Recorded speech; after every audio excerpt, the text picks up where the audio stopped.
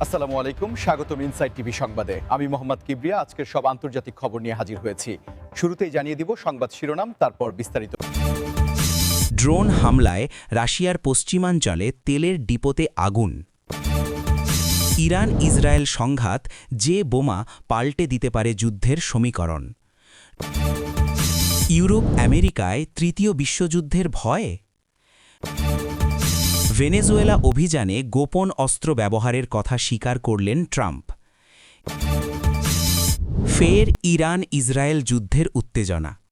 আসসালামু আলাইকুম, স্বাগতম জানাচ্ছি ইনসাইড টিভি সংবাদে। আমি মোহাম্মদ কিবরিয়া। এতক্ষণ শুনছিলেন সংবাদ শিরোনাম, এবার বিস্তারিত।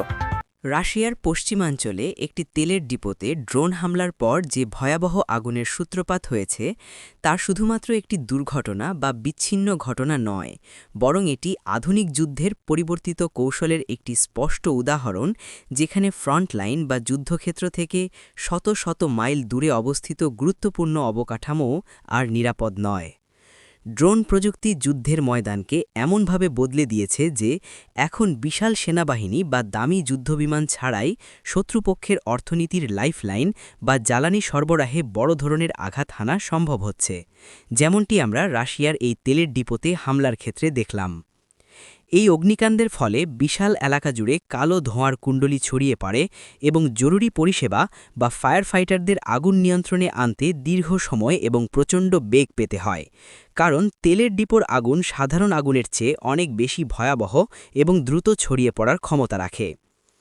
এই হামলার ফলে রাশিয়ার জ্বালানি সরবরাহ ব্যবস্থায় সাময়িক ব্যাঘাত ঘটার পাশাপাশি এর একটি মনস্তাত্ত্বিক প্রভাবও রয়েছে, কারণ এটি প্রমাণ করে যে রাশিয়ার আকাশ প্রতিরক্ষা ব্যবস্থা বা এয়ার ডিফেন্স সিস্টেম সব জায়গায় নিশ্ছিদ্র নয় এবং ছোট আকারের ড্রোনগুলো রাডারকে ফাঁকি দিয়ে গভীরে প্রবেশ করতে সক্ষম।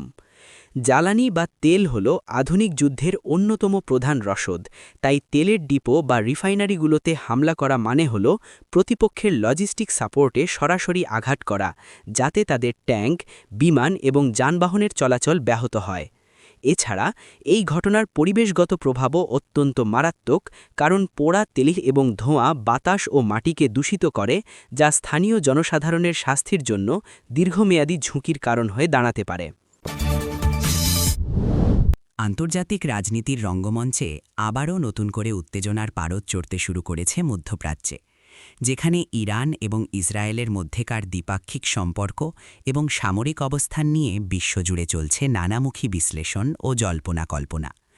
সাম্প্রতিক সময়ে এই দুই দেশের মধ্যে যে ধরনের পাল্টাপাল্টি হুঙ্কার এবং কূটনৈতিক চাপ দেখা যাচ্ছে, তাতে আন্তর্জাতিক বিশ্লেষকরা মনে করছেন পরিস্থিতি যে কোনো সময় ভিন্ন দিকে মোড় নিতে পারে, কারণ গত কয়েক সপ্তাহে ঘটে যাওয়া বেশ কিছু ঘটনা এই উত্তেজনাকে কয়েক গুণ বাড়িয়ে দিয়েছে, যা শুধুমাত্র এই দুটি দেশের মধ্যেই সীমাবদ্ধ নেই, বরং এর প্রভাব পড়ছে পুরো মধ্যপ্রাচ্য এবং বৈশ্বিক অর্থনীতির ওপর।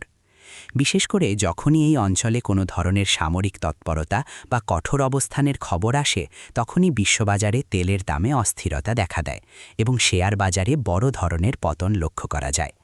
আর এবারের পরিস্থিতি আগের চেয়ে কিছুটা ভিন্ন, কারণ উভয়পক্ষই সামরিক মহড়া এবং আকাশ প্রতিরক্ষা ব্যবস্থাকে সর্বোচ্চ সতর্কতায় রেখেছে বলে বিভিন্ন আন্তর্জাতিক গণমাধ্যমে খবর প্রকাশিত হচ্ছে। সাধারণ মানুষের মনে প্রশ্ন জাগছে যে তবে কি আমরা আরও একটি বড় সংঘাতের দিকে এগিয়ে যাচ্ছি, নাকি এটি শুধুই রাজনৈতিক চাপ প্রয়োগের একটি কৌশল মাত্র। তবে সমরবিদরা বলছেন বর্তমান সময়ে যুদ্ধের ধরন বদলে গেছে এবং এখন সরাসরি সম্মুখ সমরের চেয়ে সাইবার অ্যাটাক কিংবা প্রক্সি কনফ্লিক্টের মাধ্যমেই দেশগুলো একে অপরকে ঘালে ঘরার চেষ্টা করে। কিন্তু ইরান ও ইসরায়েলের ক্ষেত্রে বিষয়টি অত্যন্ত সংবেদনশীল, কারণ এখানে ধর্মীয় আবেগ এবং আঞ্চলিক আধিপত্য বিস্তারের একটি দীর্ঘমেয়াদী লড়াই জড়িয়ে আছে। আপনারা যারা নিয়মিত আন্তর্জাতিক খবরের দিকে নজর রাখেন, তারা নিশ্চয়ই লক্ষ্য করেছেন যে জাতিসংঘ এবং পশ্চিমা দেশগুলো বারবার সংযত হওয়ার আহ্বান জানালেও মাঠ পর্যায়ের চিত্র। ইউরোপ এবং আমেরিকার সাধারণ মানুষের মনে ইদানিং একটি ভীতি কাজ করছে, যা হল তৃতীয় বিশ্বযুদ্ধের আশঙ্কা। শুনতে কিছুটা সিনেমার গল্পের মতো মনে হলেও বর্তমান বিশ্বের পরাশক্তিগুলোর মধ্যে যে ধরনের অবিশ্বাস এবং অস্ত্র প্রতিযোগিতার দৌড় শুরু হয়েছে, তাতে অনেক বিশ্লেষকই 1939 সালের পরিস্থিতির সাথে বর্তমান সময়ের কিছুটা মিল খুঁজে পাচ্ছেন, বিশেষ করে ইউরোপের মাটিতে চলমান সংঘাত এবং অন্যদিকে এশীয় প্রশান্ত মহাসাগরীয় অঞ্চলে আমেরিকার সাথে অন্যান্য পরাশক্তির যে মনস্তাত্ত্বিক এবং সামরিক রশি টানাটানি চলছে তা সাধারণ মানুষকে ভাবিয়ে তুলেছে। কারণ ইতিহাসের দিকে তাকালে আমরা দেখি বিশ্বযুদ্ধগুলো সাধারণত ছোট কোনো স্ফুলিঙ্গ থেকেই শুরু হয় এবং পরবর্তীতে তা দাবানলের মতো ছড়িয়ে পড়ে। ইউরোপের দেশগুলো, বিশেষ করে ন্যাটো জোটভুক্ত রাষ্ট্রগুলো তাদের প্রতিরক্ষা বাজেট যেভাবে বাড়াচ্ছে এবং সীমান্তে সৈন্য সমাবেশ ঘটাচ্ছে তা গত কয়েক দশকের মধ্যে দেখা যায়নি। এর পাশাপাশি আমেরিকাতেও রাজনৈতিক অস্থিরতা এবং বৈশ্বিক নেতৃত্ব ধরে রাখার যে মরণপণ চেষ্টা চলছে তা আন্তর্জাতিক সম্পর্কের ভারসাম্যকে নড়বড়ে করে দিচ্ছে।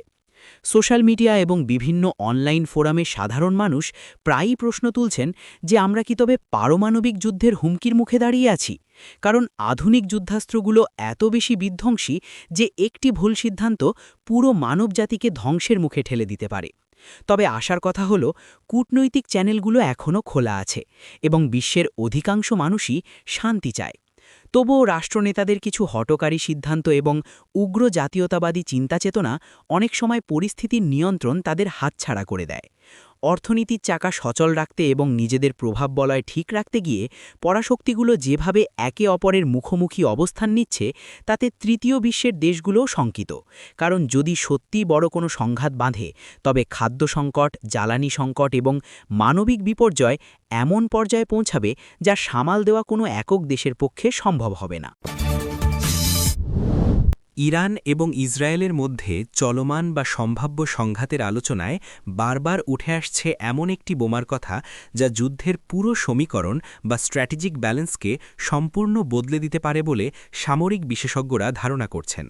আধুনিক যুদ্ধক্ষেত্রে শুধুমাত্র সৈন্য সংখ্যা দিয়ে জয় পরাজয় নির্ধারিত হয় না, বরং প্রযুক্তির উৎকর্ষতা এবং বিশেষ ধরনের মারণাস্ত্রই হয়ে ওঠে গেম চেঞ্জার।